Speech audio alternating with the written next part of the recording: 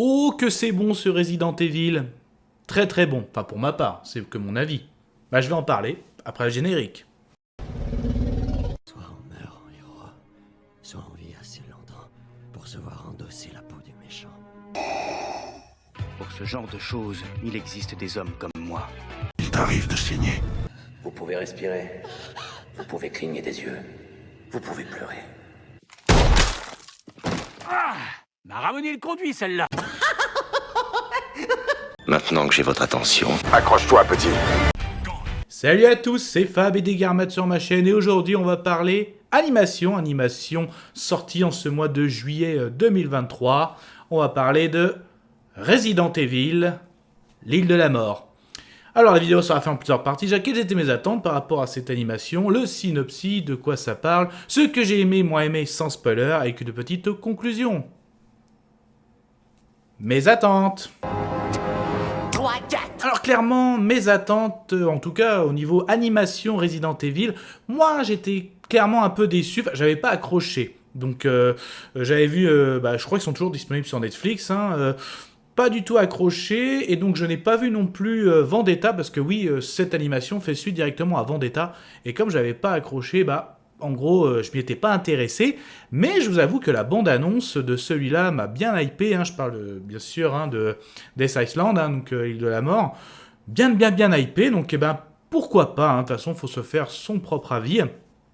Et donc c'est pour ça en gros mes attentes.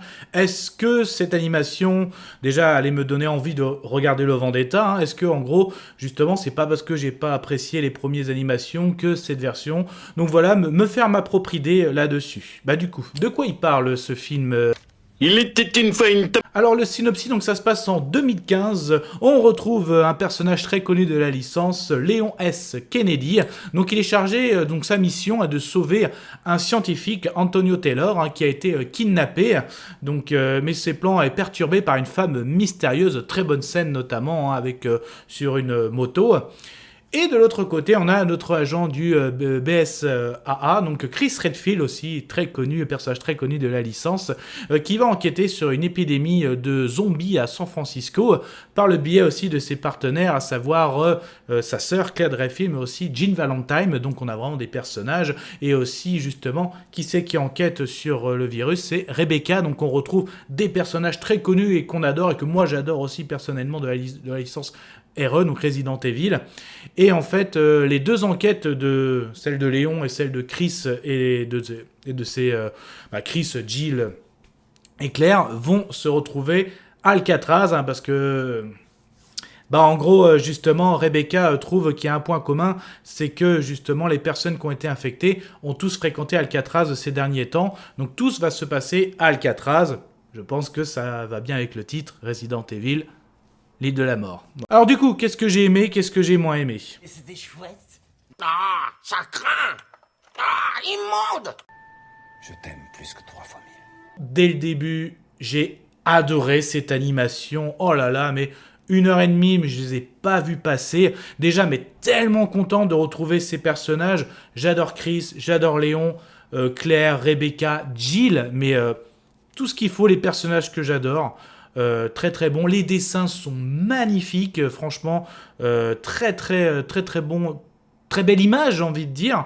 Pareil, on sent que ceux qui ont créé, produit, réalisé sont fans aussi des jeux vidéo et de jeux vidéo, parce que j'adore qu'on voit les caméras qui tournent, comme par exemple, je reparlais de Chris au niveau de Léon, pardon, au niveau de l'introduction, quand il est sur sa moto, qu'il reçoit un appel, quand la caméra elle tourne autour de lui, on sent comme le jeu vidéo.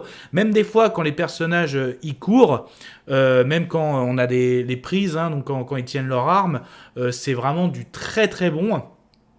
La scène, laquelle pourrait que ce que j'ai tellement adoré, tiens, Alcatraz, mais c'est tellement bon. Alcatraz reste une île mythique, mais c'est très très bon. Donc en gros, Chris, Jill et Claire se font passer pour des touristes pour aller à Alcatraz, pour aller enquêter, et forcément ça dérive très très bon. Ce que j'ai adoré aussi, c'est qu'il y a une autre façon, on va dire, propager le virus, hein, donc j'en dis pas plus, hein, c'est spoil, et ça bah, j'aime bien, déjà, ça change, et j'aime bien la nouvelle façon dont le virus est propagé. Je vais faire peut-être un tout petit spoil, c'est juste parce que quand on regarde un peu des films ou animations sur des zombies, quel est le type de zombie? Marcheur, coureur, juste la petite là, ils courent et on va dire ils sont assez agiles. Voilà, je vais pas aller plus loin. Donc moi franchement j'ai très bien aimé, des très bonnes scènes de gunfight, très bonne coordination tactique entre nos personnages, ils sont tous badass, hein, Jill, Chris, Léon, peut-être Claire un petit cran au-dessus, hein, ça c'est que mon avis, mais j'ai adoré, hein, clairement, donc dans Alcatraz.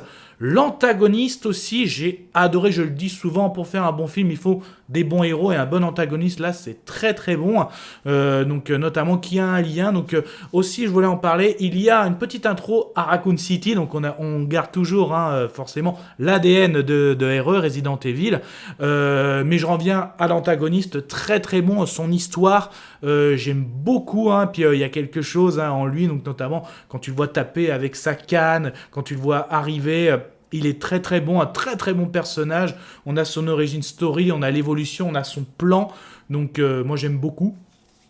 Le combat final, très bon, hein. On a un gros monstre à la fin, j'aime beaucoup, et puis les armes qu'utilisent nos héros, on a tout type d'armes, hein. Vous avez du véhicule, de la mitraillette, tout type de bazooka, je dis pas plus, hein, je vous laisse faire la surprise, je donne juste que là, il y a ce qu'il faut au niveau des armes, des maniements des armes, et puis on est toujours dans le jeu vidéo, la caméra qui va derrière les épaules de nos personnages, franchement, moi j'ai adoré, avec l'histoire aussi, en gros, on a nos personnages, on a du Resident Evil, on a des codes, même des fois quand Jill elle descend les escaliers, les petits escaliers comme ça me faisait penser à Resident Evil, le premier film d'Anderson, quand les personnages descendent dans le Hive, même des fois sur certains profils, je trouvais que Jill Valentine avait des airs de Mila Jovovich, donc j'ai l'impression qu'on a pris un peu de tout, à savoir les premiers personnages des jeux vidéo, un petit peu des films que je viens de citer, donc il y a de tout, du zombie, du monstre, même au niveau des jeux vidéo, au niveau de la caméra, donc franchement, il y a de tout, et l'histoire est simple, mais très bonne. Pour moi, elle a bien fonctionné. Donc, du coup, autant lancer la conclusion. Je vais conclure. Conclusion de cette animation Resident Evil Death Island, pour moi ça marche très bien, on retrouve les personnages que personnellement j'adore, hein, donc Chris, Léon, Jill, Claire et Rebecca.